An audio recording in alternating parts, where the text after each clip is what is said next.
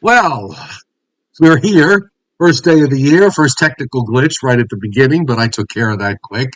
Happy New Year to everybody. 2025 is getting underway. We've got colder air coming, and eventually it may turn very cold in some places. Also, we've got snow chances ahead. So, without further ado, the Joe and Joe Weather Show podcast, which, of course, you can support if you shop our referral link on Amazon, and we're going to pin that referral link at the top of the chat board tonight. It's also on the descriptor to this podcast, and it's really simple, folks. You just go on there, search whatever it is you're looking to buy it, and Amazon throws us back a little bit of coin for sending you there. It doesn't cost you one extra penny. So we appreciate your continued support of the Joe and Joe Weather Show podcast. Okay, we've turned the calendar. New Year's over. Never was my favorite holiday. Never will be. So I went to bed last night at. Last night was what I with the holidays in the middle of the week. It's very hard to remember what day of the week it is. But I went to bed last night at right after the show was over, 8:45, and I slept till 6 this morning, and I'm glad I did it. So, You couldn't have been able to go to bed here because we had rolling thunder and lots of lightning between about 10:15 and 11 o'clock last night. And actually, the lights flickered a couple of times. So it was a first for a lot of people, first for me, certainly. Thunderstorms rolling through, and not just a little lightning, a little thunder here and there. There were some rather potent possum pounders, as they may have called them down in Birmingham, Alabama. uh, right. they they were really something, Joe, across Nassau County, western Suffolk, into the Hudson Valley, portions of southwestern Connecticut. I mean, this may have been one of the best displays of thunderstorm activity that we saw all through the course of 2024. And Dennis Cassie on the chat board just a moment ago saying, no sleep at midnight for me, big time thunderstorms. And I know what you're talking about, Dennis. We had them here too. Yeah, and down here in North Georgia, in the winter months when we get thunderstorms, the old saying goes that within a handful of days it snows. So I don't know. Maybe the same is going to apply for you. And if we're getting thunderstorms, I don't ever. Do you ever remember growing up and all the times through the 80s and 90s and the noughts and the 210s, uh, except for late, maybe later on in the 210s and of course in the 2020s.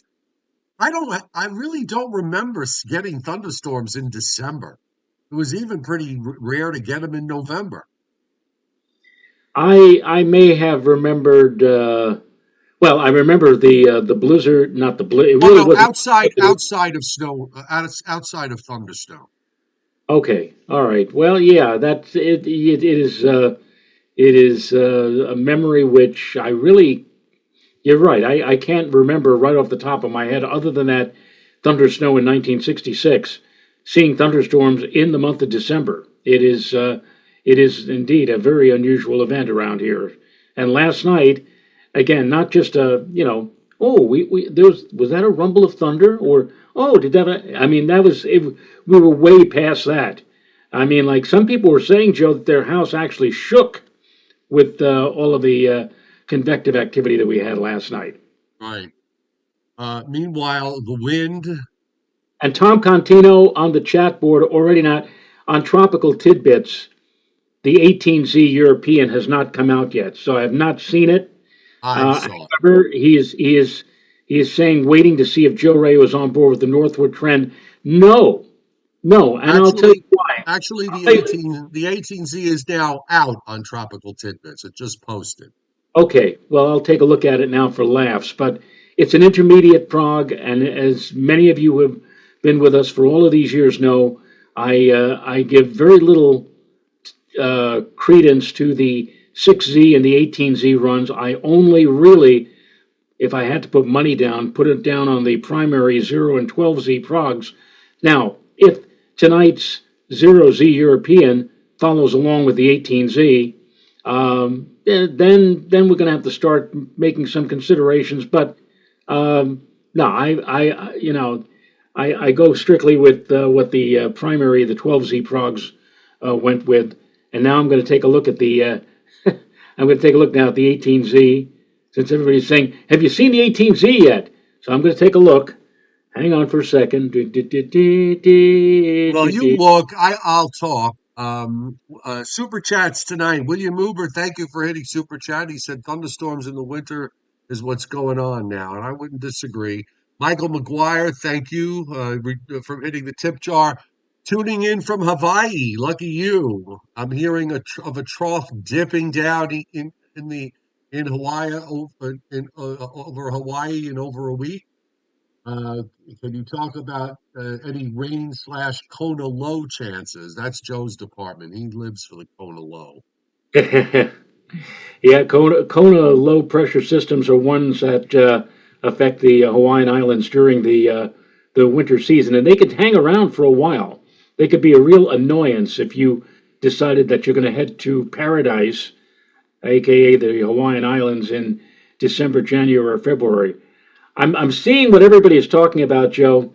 They've got this storm again crossing through Kentucky and moving into the Delmarva area and bringing accumulating snow to the tri-state area in the after midnight hours Sunday night and early Monday. Right. You know, I, Well, you know, I'm just looking at this quickly. go ahead. It looks like all right. It looks like if it were to come to pass, yeah, it would look. It looks like we have some snow to shovel maybe on Monday morning, but it doesn't look like the way people are talking. They're talking like their mouth is watering. They talk about like 1 to 2 feet, or the illusion of a massive snowstorm. It isn't really all that massive. It's just a quick storm that Well, it's a passes through. nice it's a nice little event if it Yeah, plays. And look, I kind of see what the European is doing. Why the European is doing what it's doing on this run, and um, I agree with you in the fact that it's now one run. Sometimes the off hour runs tend to can lead what the next run is going to do, the next main run. So I really would like to see what the overnights do before any before we start to walk over to the deep end of the pool, getting ready to jump in. Well, let's call yeah, it the deeper end of the pool, going to jump in. However, let's be clear because we're also talking about central and South Jersey and southern Pennsylvania down into Maryland, Delaware, and Virginia. This is going to be rather important in terms of how it plays out. Let's just hold off on this, and we'll just come back to it momentarily, and we'll run through what's going on now, and that is that we still have wind advisories that are up from New Hampshire and a small portion of southwestern Maine, uh, cut New York State in half, the southern half, all of the rest of all of southern New England, Long Island, New York City, New Jersey, down to Delaware and eastern Maryland, and also western and central Pennsylvania. We've got the lake effect snow warnings up for southwestern New York into northwest PA. Then they become winter weather advisories as they go into northeast Ohio. Also in north central New York, we have lake effect snow warnings, and northeastern New York and northern Vermont are sitting in winter storm warnings at the moment. Otherwise, it's still pretty quiet everywhere else. We've got some winter weather advisories in parts of central Iowa, also in north central Colorado, western Wyoming, southeast Idaho, and a couple of counties in northern Utah. And other than that, it's a fairly quiet situation that we see here across the U.S. And checking out the satellite loop, we're dealing with upper troughs are swinging through, and every time they do, we deal with clouds. There was actually some rain around, particularly in across Connecticut and parts of Long Island this afternoon. snow going on up in the lake effect. And there's another trough yet to the west that's going to be rolling in for Thursday and Friday. And as each one of these goes by, it gets colder behind each one. It also looks like it may stay pretty windy right into Saturday. Yeah, well, actually, I think, Joe, that the winds are going to be a factor right on through into the middle of next week in varying degrees.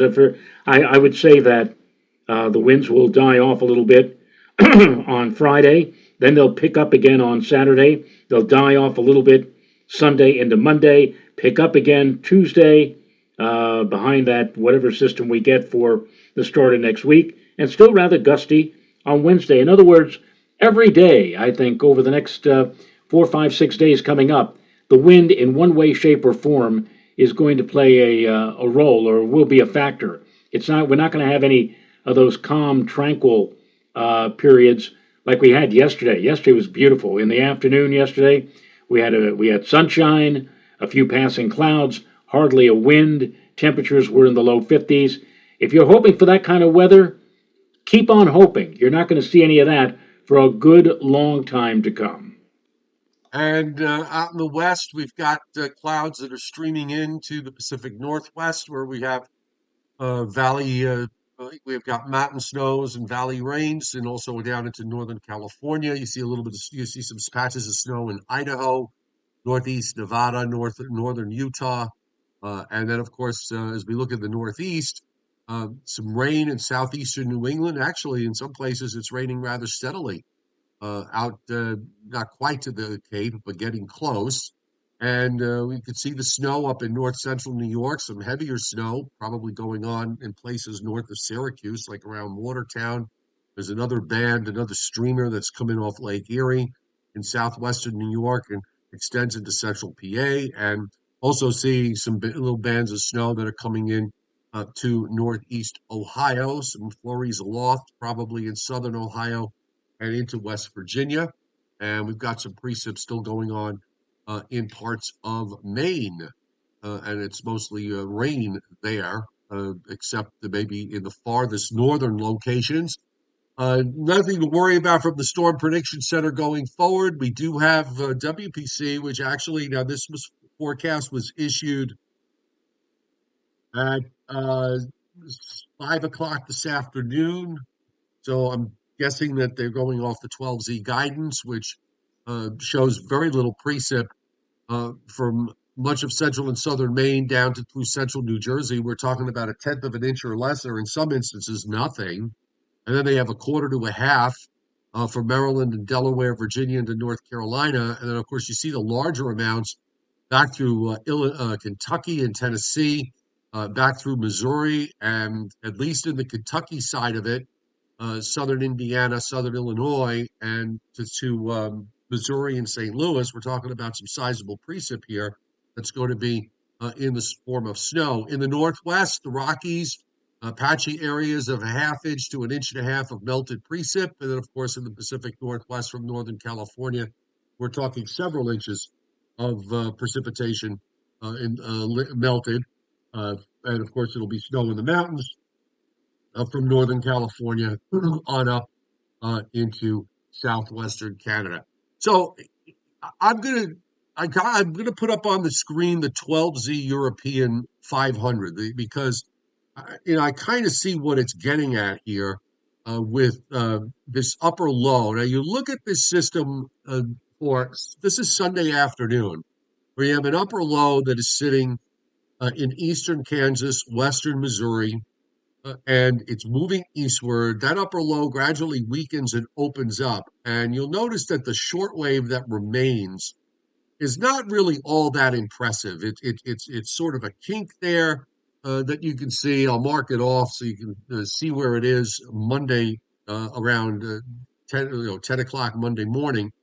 And, there's a little V shape there, but it's kind of suppressed pretty far to the south. You've got these northwest winds, the westerly winds across across all of the Northeast, and even pushing down into the northern Mid-Atlantic states. So that acts as and that's thanks to that blocking low, which is actually off the screen in northeastern Canada. So that winds up suppressing this shortwave further south and just taking it out as a weak system.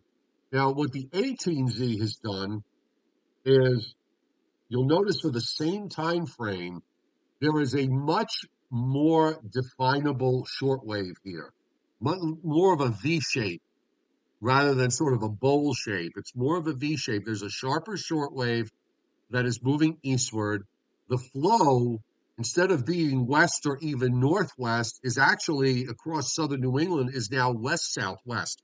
And I think what the model is showing is that perhaps the block is flexing to some degree where it's not quite as strong as what it was showing on the prior run.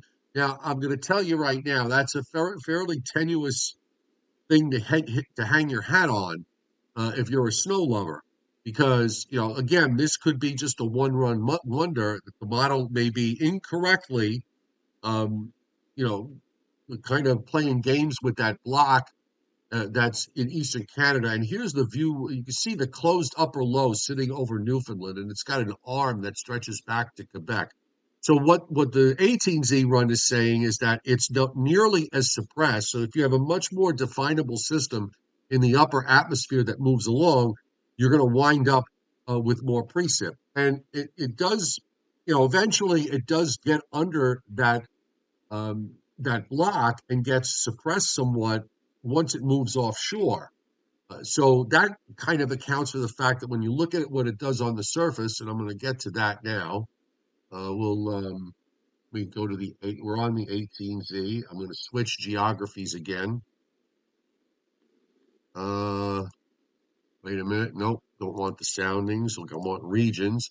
So we'll go back to the eastern U.S. and we'll go to the surface and we'll roll it back here. But you'll see what happens. There's a very well-defined surface low that develops here on Sunday in southwestern Missouri. You see it there. There's a large area of freezing rain. There's an even larger area of snow that's a bit further north into Iowa and almost gets to Chicago. That low really holds its own as it moves eastward. Doesn't really deepen very much, but it does hold its own. And it gets into West Virginia, which at that point, you see that dark blue heavy snow in southern Pennsylvania, the southern half of New Jersey, pushes the light snow up pretty far north in the Hudson Valley. Now, I don't know how much of this is actually reaching the ground, but you'll see there's a darker shade of blue snow in northern New Jersey to western Long Island, down to southern New Jersey. The West Virginia low then redevelops in eastern North Carolina. And because the shortwave is starting to weaken, the whole system's sort of getting stretched out. So this is important in terms of whether this is real or not, Joe. If the model is correct, that the blocking may be a little less strong, the shortwave that is coming eastward will be able to maintain its strength longer. The other thing is that it seems like everything's happening a little faster here. I mean, it has it snowing. If you want to believe this, it would have it snowing here by maybe at least reaching up to New York City by maybe 10 or 11 o'clock Sunday night, Right. and then it's mostly done by mid morning. You also see there's like a little bit of a back edge snow that forms as the coastal low gets going. There's not a whole lot with that, so it's basically whatever is with the primary. So a lot has to go right here for this to be correct. Right. And everything you have to have literally the perfect storm, so to speak. And again, a lot is going to be dependent upon what that storm over Newfoundland, Atlantic Canada, is going to do, because that's going to set up the blocking scenario for us. So we'll just see how this all pans out. It will be dependent upon that more than anything else. And like I said, I have always been a fan of the primary 0 and 12Z runs. But again, as you pointed out a few minutes ago, if tonight's 0Z European begins to mirror a bit what the 18Z run shows, then maybe we should take this into greater consideration. But right Yeah. now, a lot of the guidance is hinging more on or a lot of the projections are hinging more on the 12Z primary runs, which are showing this thing sliding right underneath us. When I say us, I'm talking about the tri-state area. Things could Right. change, Well, but we'll. it does have, it does have, the European does a half an inch of liquid up to central New Jersey, and it's got three-quarters of an inch of liquid, South Jersey, southernmost Pennsylvania. So, yeah, look, again, I'm not saying that this is correct at all. I understand, I understand what has to happen in order for this to be correct. The other question I'm going to ask, I got to ask Dave Tollers about this. So he might know the answer to it.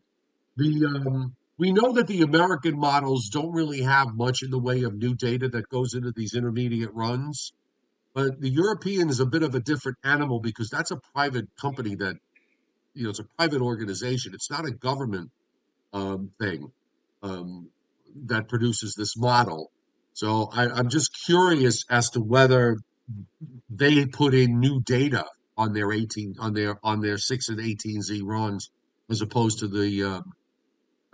the U.S. models, where we know that unless they tell us they're doing special obs um, for it, that it's usually just a kind of a rerun of the prior run. Maybe there's a little bit of additional data, but not much. So that's the other question I just kind of have in my mind. But again, we got to wait for the overnight runs to confirm this.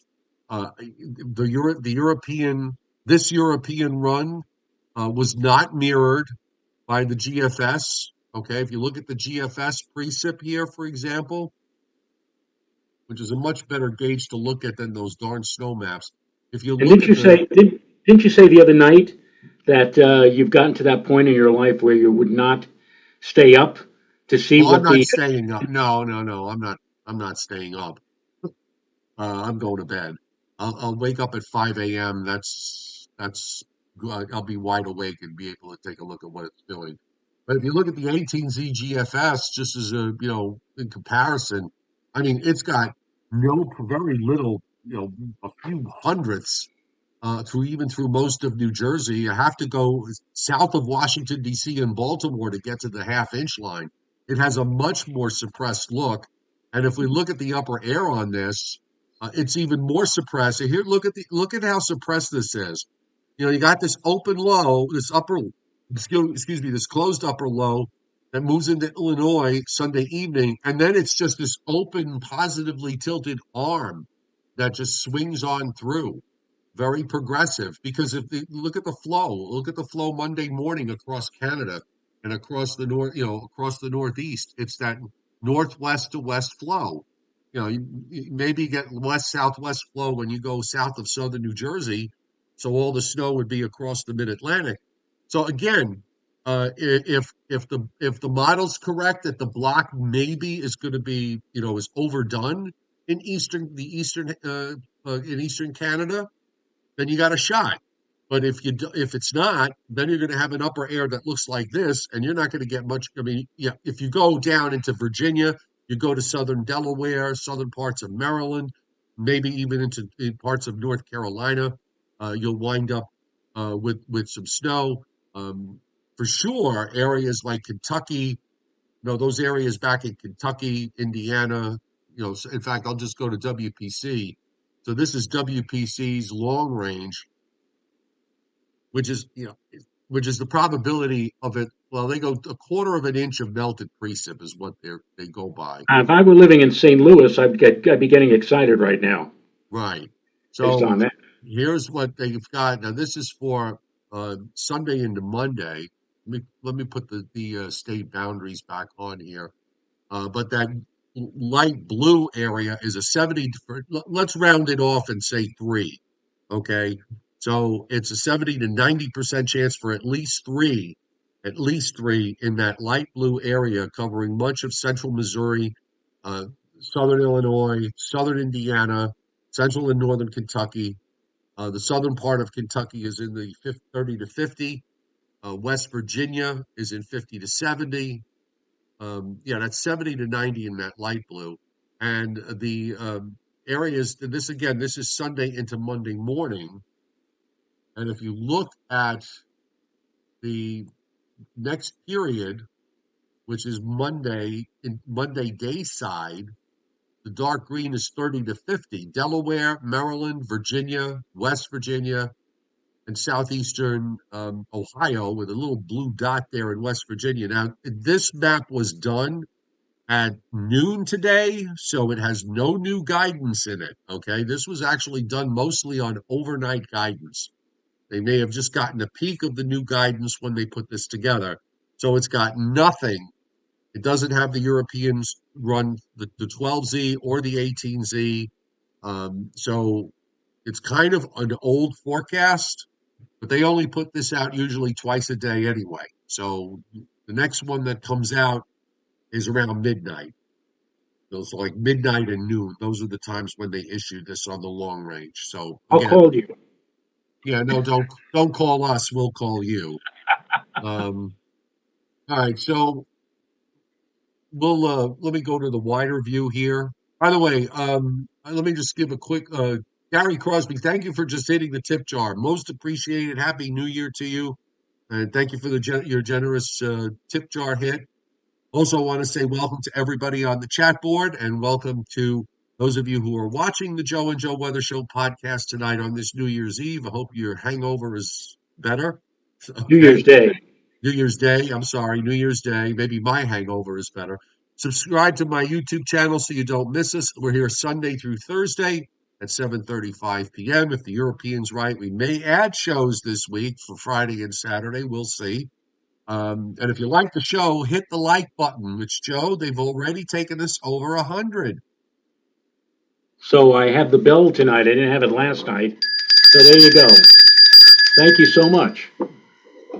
Just out of curiosity, let's look at the Ann Shambles and see what the Ann Shambles has to say. And we're looking at this is the 18Z and ensemble. So then it's possible that this could give us a clue here. Here's the GFS ensemble. You can see the mean position of the low is somewhere in Tennessee or Kentucky, and then it just opens it up and just weakens it. Suddenly, all the plots of the members are all over the place. You go from a very concentrated look to sort of a very spread out look. So, the ensembles are not really, at least on the GFS ensembles, they kind of support what the GFS is doing, which would be to give you next to nothing in terms of snowfall. I don't think we have, this is the 12Z ensemble of the European, which if you see the European ensembles holds on to a low longer than the GFS does. You can still actually find the primary low in West Virginia, although it still kind of spreads the plots out. And then the mean position is somewhere east of North Carolina as it's moving out to the east northeast. And then, of course, this is supposed to represent the surface. Just going back to the wind, Joe, the gradient here, tight Thursday, Friday, Saturday, kind of relaxes a little bit Sunday, and then it tightens up again after this low goes by. And, this is a cold flow that's going to set up for Monday night and Tuesday behind this low. The one constant in all of this is that we know of is that it's going to stay cold. It is going to be cold, and in fact, the Climate Prediction Center has a high probability of hazardous temperatures for the southeastern states in the time frame from the 9th to the 11th of January. That is a week from tomorrow through not this weekend, but next weekend. And we've been hearing talk about the dangers that the citrus crops in northern and central Florida are going to have, and that may be it. That's probably going to be the most damaging freeze that they've had down in that part of the country in quite a few years. Well, we told everybody when Dave Tolerus was on that he was on Thursday was to buy OJ futures, heating oil futures, and nat gas futures. Actually, on Friday, natural gas. I think it was Friday, or maybe it was Thursday. When was Dave on? Wednesday, right? Last Wednesday. Last, oh, it's been so long now. Was he on? Was he on before the? He was on after the Christmas holiday, Yeah. right? Yeah. So we So came back on Thursday. So he was on last Thursday. yeah. So I think it was the next day that nat gas futures jumped 20% in one day. Uh, right, just like we mentioned it here on the Joe and Joe Weather Show podcast. So I kind of sort of put a smile on my face when I saw that the next day. I'm just looking at the ATZ ensembles going out long range. Still trying to hold, generally just holds on to this troughing in the eastern part of the United States right through the next 16 days. And in fact, just as it looks like it's pulling out, another reinforcement comes down at the very end of the forecast period. So, I mean, this is probably the longest period of sustained cold that we've seen, maybe going back to 2014, 2015. And you thought it was not possible to see anything like that again. Well, I didn't say you, I Joe, never but said I, that. I was changing in mid sentence here. I know you never said it, but there were not a few people on the chat board who said we're never going to see cold weather. We're never I going to know. see conditions again. Yeah, well, some people Oh, like. ye, those ye of little faith. All right, so the orientation of the trough, Brandon Doherty, is, and let me I'll bring up the 500 on the GFS. Okay, so this is, let's go back.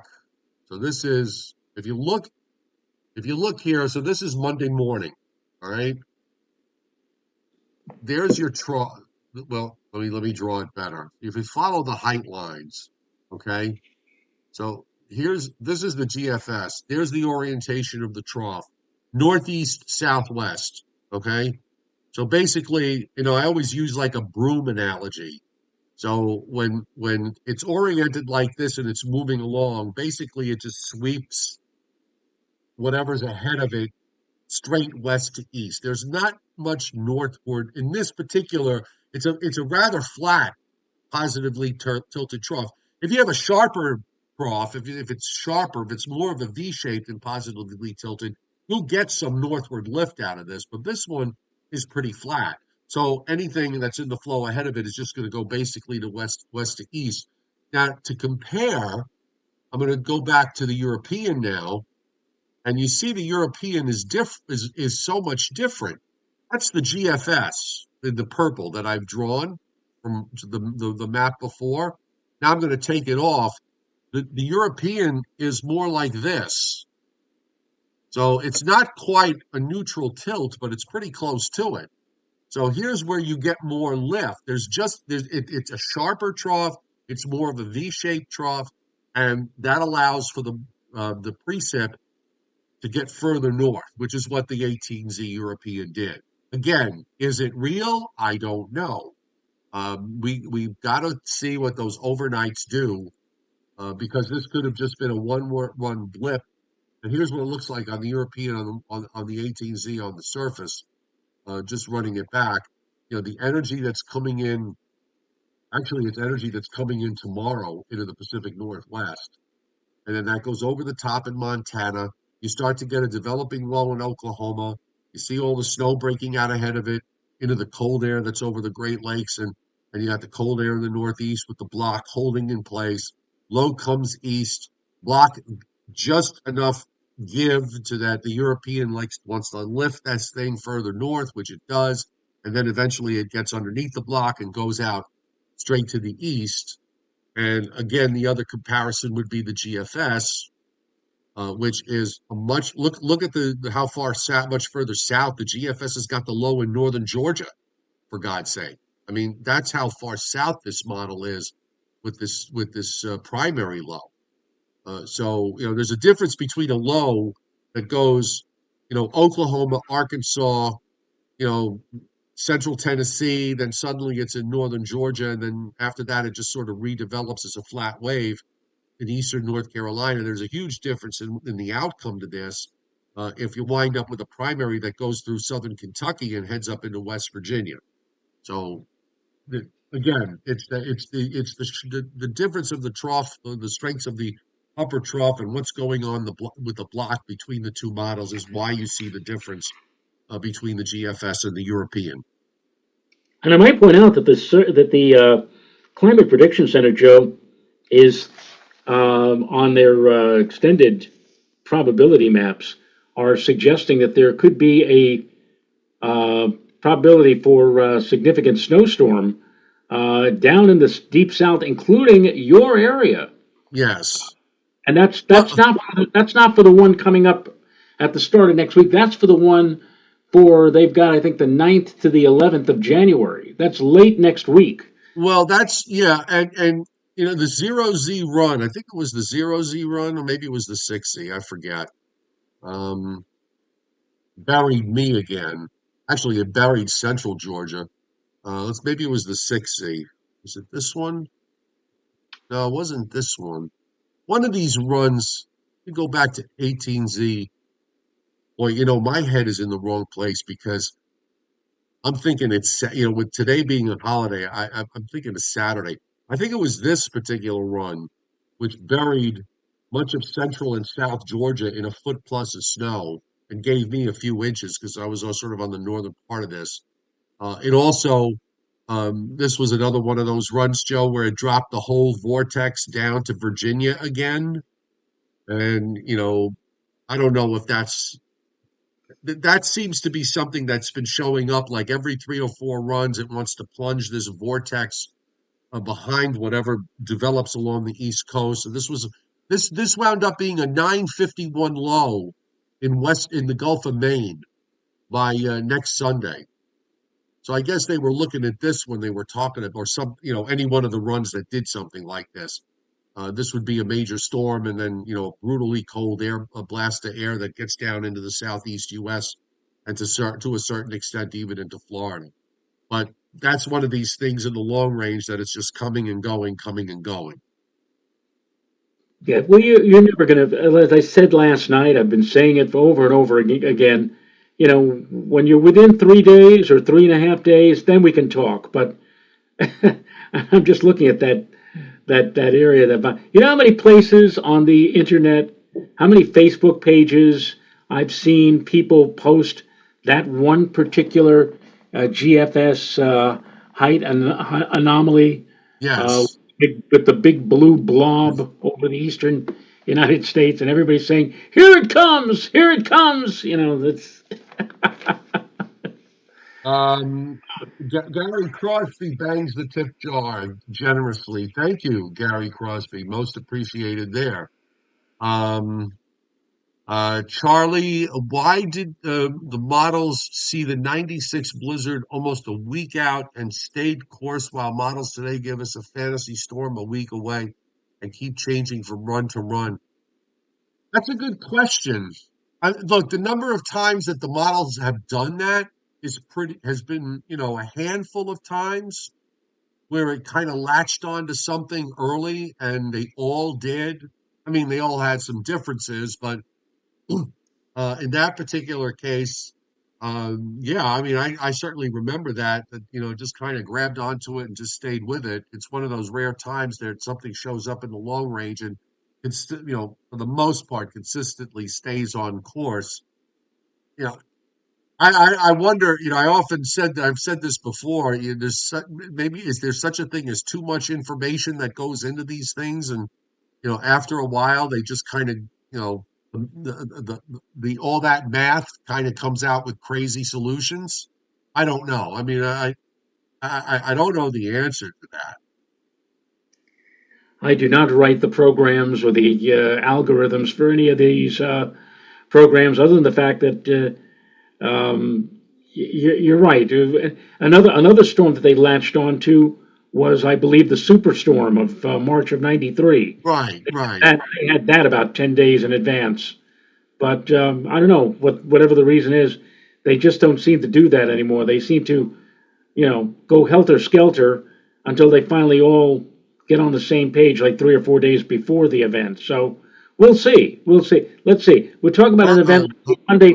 We're talking about an event Monday morning, so there's Sunday morning, Saturday morning, Friday morning, Thursday. Hey, maybe the late night runs tomorrow night will give us a more solid clue as to what we may be looking at for the start of next week. But Well, until then, it's still anybody's game, I think. Rich Rothmansky suggested, maybe it's all too many algorithms that are in there.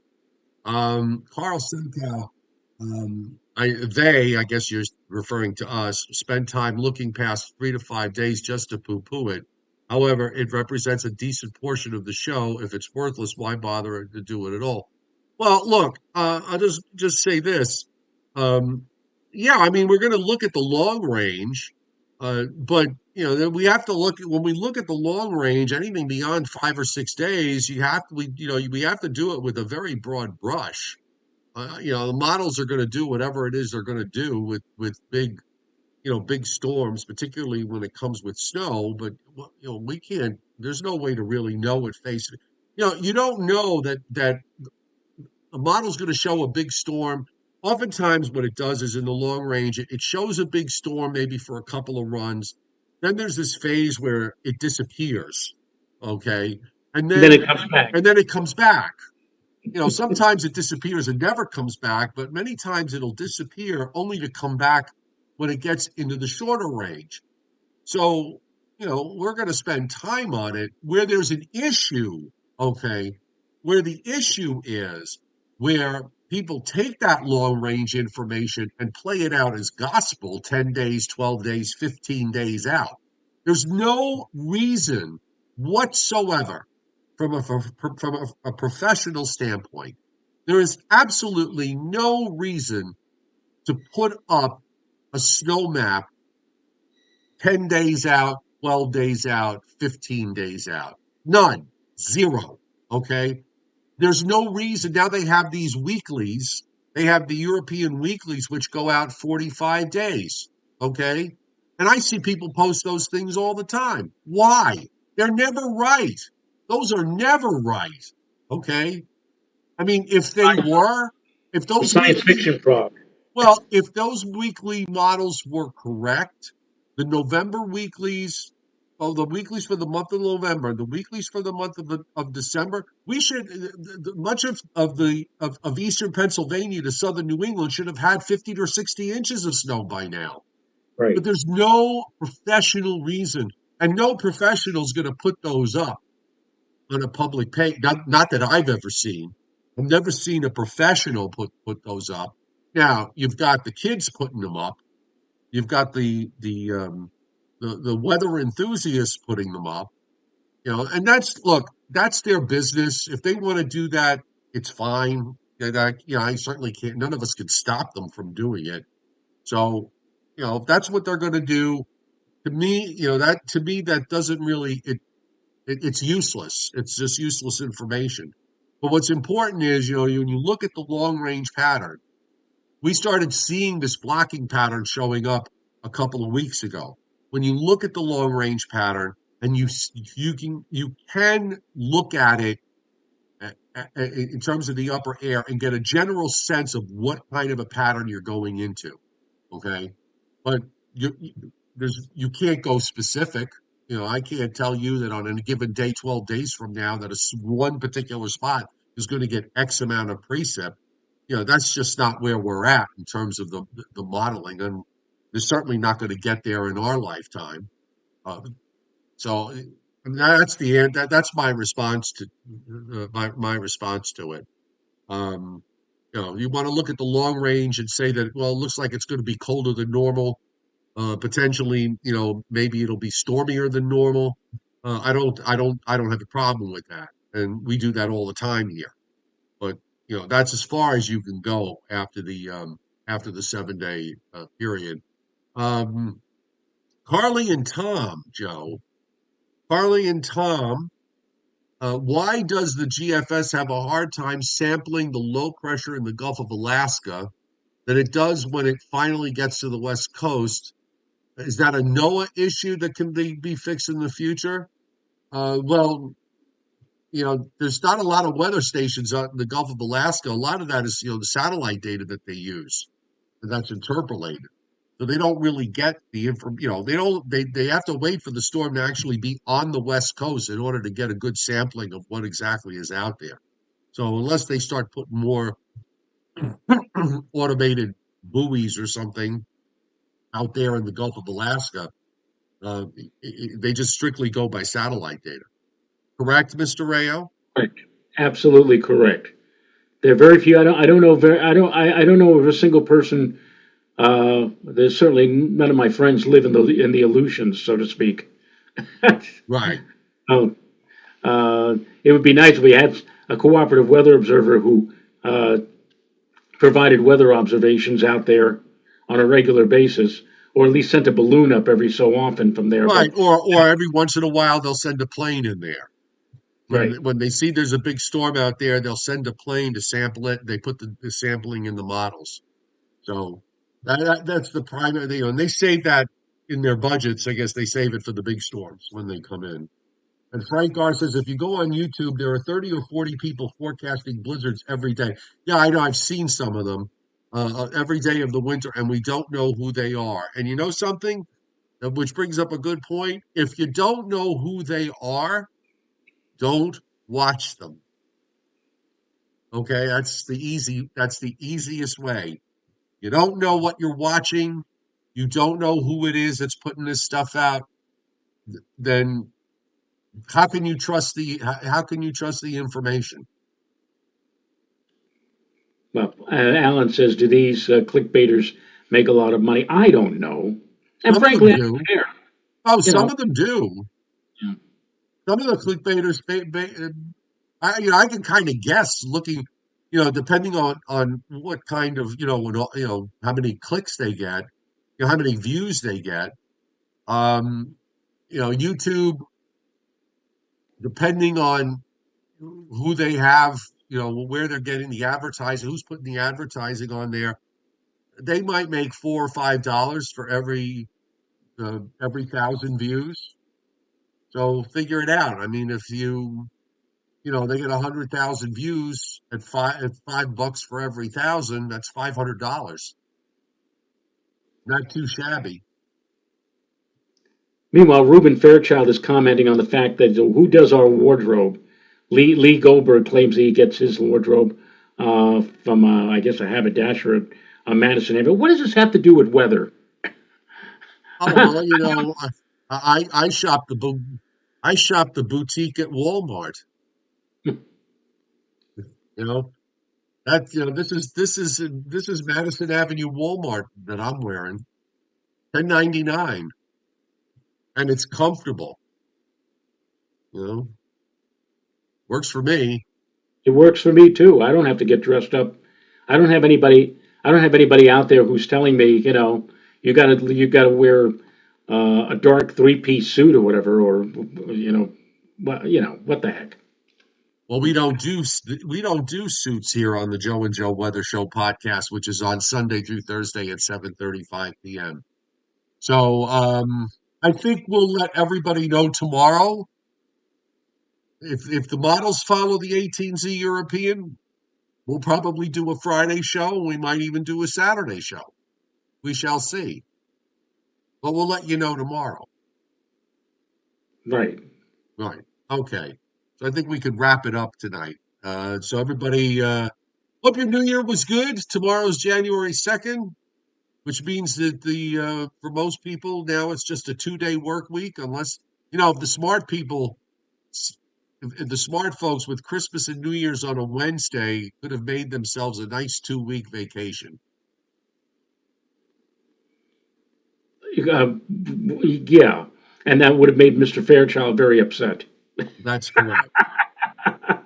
Whereas you and I actually only took 1 week off, Yes. which was much needed. Very And well, look, folks. I was even supposed to be at a like a New Year's Eve party last night. I was at the party, but I brought along the laptop so I could do the show from the party. So there you are. Well, there you go. All right, folks. A nice audience tonight. 142 likes and still climbing. So we will see you tomorrow night at the regular time tomorrow night, 7:35 p.m. Eastern. Say good night, Joe. Good night, Joe. Good night.